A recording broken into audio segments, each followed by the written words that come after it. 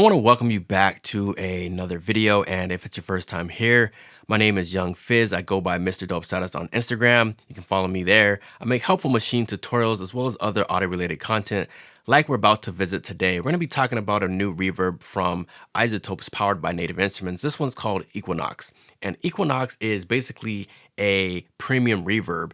It's not like your other generic reverbs out there. You know, those generic reverbs have those simple controls like the wet dry ratio knob, the decay, the pre-delay, stuff like that. The reverb that I'm going to be showing you today really expands on that, and it really has a lot of different controls. And what I want to do is just kind of walk you through some of the interface and show you some of the presets, and it has a ton of presets that you could check out. So if you do want to check those out, I'm gonna leave a link in the description below to where you can find more information. But for right now, let's go ahead and get into the video, which is going to be Equinox by iZotope's powered by Native Instruments. All right, so here we are looking at Equinox, and I just want to kind of go over the interface first and then kind of do some demos of the presets. So on the left-hand side, which is right here, we have Equinox at the top. Then right below that, we have the type of reverb. So if we want to select the different type of reverb, we have natural, plate 1 all the way to color 2. And as you see here, when I select this one, for instance, you can see the gate feature kind of grays out there. So you got to be mindful of what you're selecting depending on the controls that you are going for. So as you can see, color plate, it enables the gate feature down here, and we can do some other controls down there as well. So directly under that, you're going to be able to see the decay, and this is basically just controls the time of the reverb. And so we have the control there, and we have this freeze feature here. Then we have the note, which is linked to the pre-delay here. So if we choose off, you'll see that it just kind of goes to the milliseconds, and then we can choose the note, and we have it in different intervals. So like 1/8, 1/16, dotted note, stuff like that. Then we also have the ratio control. We can just have just a simple ratio.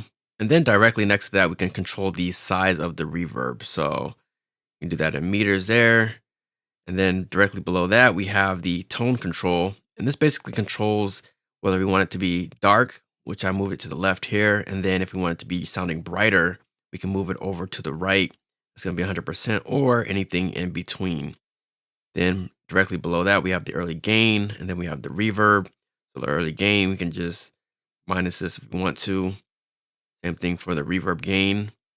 Right below that, we have our mix, and this controls pretty much the wet to dry ratio. You would use this if you instantiate the plugin on an actual track. I would definitely recommend creating an aux track and just kind of leave this at 100%, and you can just kind of adjust your settings from there. Now we have more advanced controls. As mentioned, this is a premium reverb. Can't stress that enough. So you have your attack, you have your tail, the early, and then the chorus. And then if you press this icon right here, it looks like a little mixer. Then you can see your advanced controls. So right here it says diffuser size. Under tail, we have the delay, the crossover. Come down here under early, see more settings there, more parameters. Same thing for the chorus there. So you can really shape your reverb and really dial in the tone that you desire. Right? So again, you have your low pass filter, diffusion, and this is all within the attack control here. And then same thing for tail. So there's like individual modules, if you will, in here that you can control to really shape your sound. And then towards the bottom here, you're going to see more controls. So like right here, we have these different letters we can click, such as R, we have E, and then I. And as you can see below, it says reverb filter. So we can come in here and adjust this if we like. We can also take these ends here and really change the curve.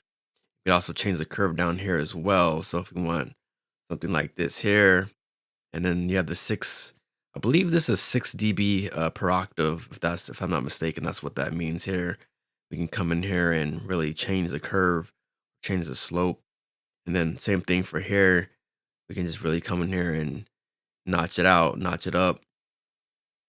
So it's pretty straightforward when you're able to come in here and just kind of select a letter and just kind of dial in your tone from there. And then at the bottom, you're going to see even more advanced controls here, such as the drive. And then we have something called compression, which is the comp. So you can come in here and add a little bit of, I guess you can say, distortion, saturation to your reverb. depending on what settings that you have here. So we have like the different algorithms from the isotopes and then the exponential audio is kind of all blended together to make this unique plugin. So depending on what algorithm that you select, that different presets have different algorithms, then you're able to, just kind of experiment and get a pretty unique sound.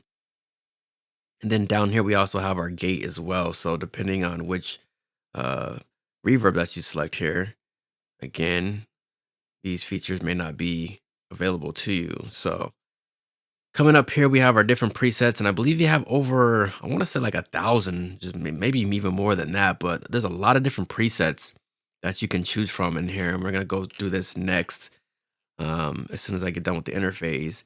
And then you can also create your own presets and then save them here as a user preset. So pretty awesome stuff here. And then last but not least, I want to go over something that's pretty cool, kind of unique to the isotopes, their line of plugins with the reverb.